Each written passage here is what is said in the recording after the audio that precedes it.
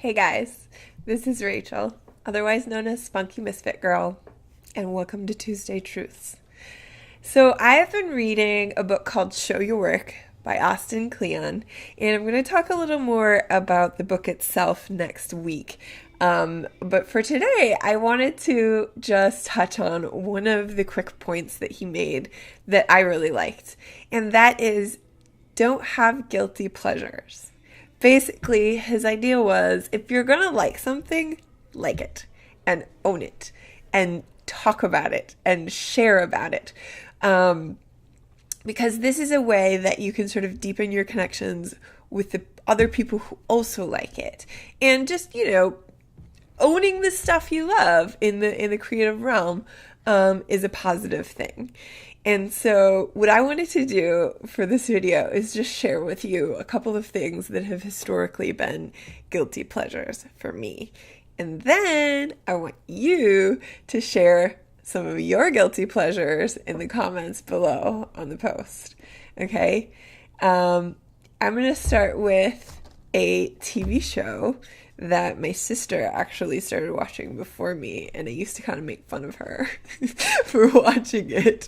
And then I started watching it years later, and that is Dawson's Creek.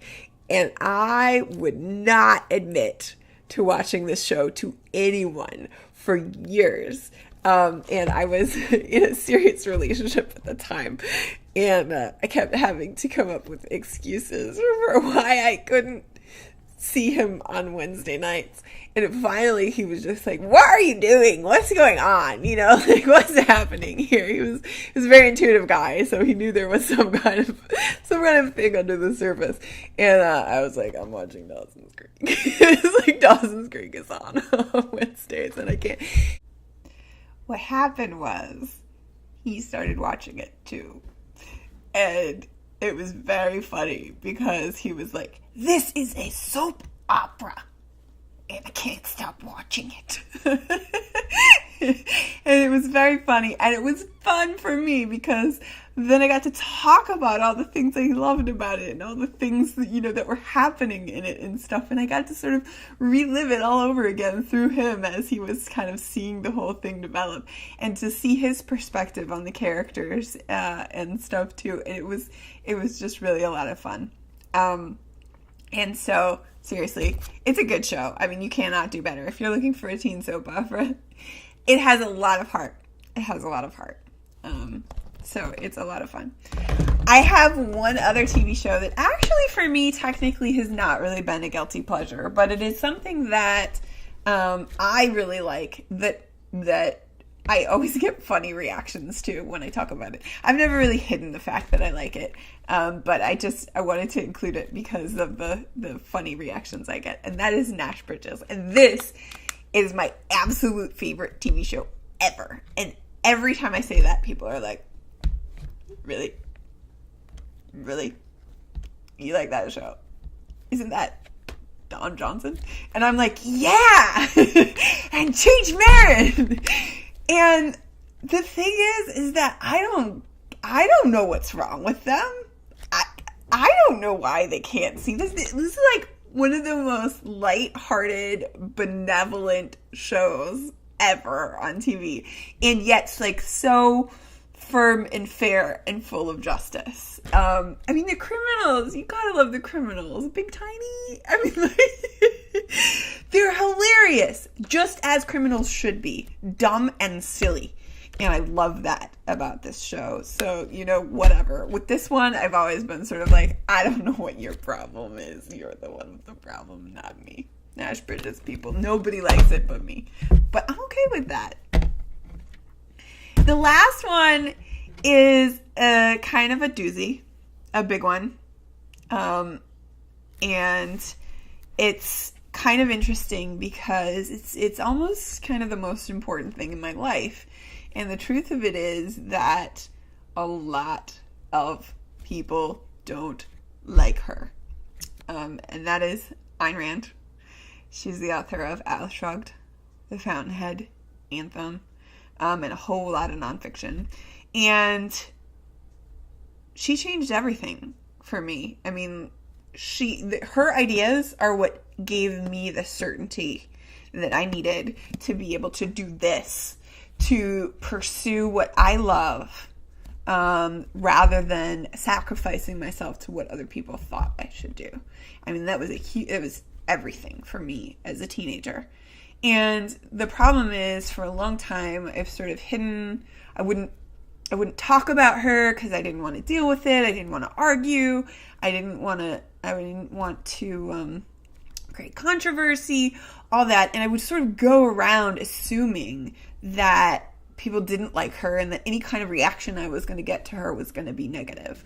When the truth of it is, it's actually the other way around. For the most part, I mean, she really is a positive influence. There's a reason she was a positive influence on me, and she's a positive influence on a lot of other people as well. And it really was hurting me, actually, to be quiet about that and to hide it. And I've come to the point now where I'm like, if you haven't read this book, read it out. Actually, start with Fountainhead. But that's a whole other topic. But this is the thing. Like, this is the bones. This is the structure of who I am and of how I am able to do what I do in my life. And people are very often interested in that. Like, how did you get this way? How are you so, not jealous? How do you do all these things that seem like, they require this level of just jumping in? And this is how.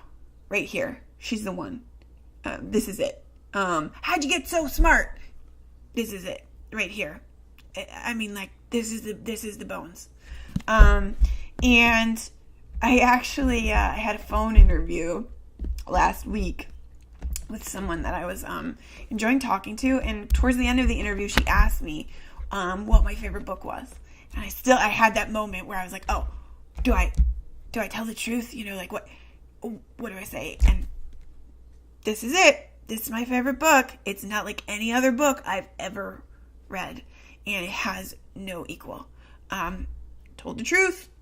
And the fact of the matter is that it's much better. I mean, it's good. It's good for me, even. If somebody asks that question and I tell them, this is my favorite book, because if you're going to count me out of the interview process because of that, I never should have had that job anyway. I wouldn't have wanted that job. I wouldn't have fit in that job. That was not the right job for me, and you are not the right person for me to work with.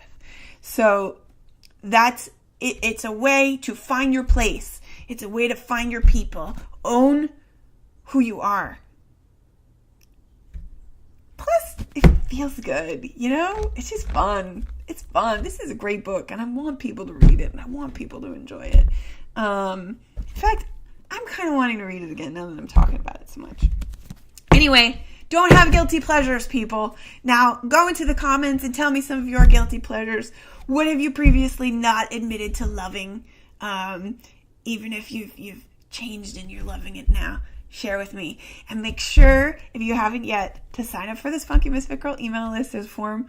If you're on the blog, right underneath here. If you're on YouTube, go to the blog at spunkymisfitgirl.com and sign up. You'll get motivation and inspiration in your inbox every week.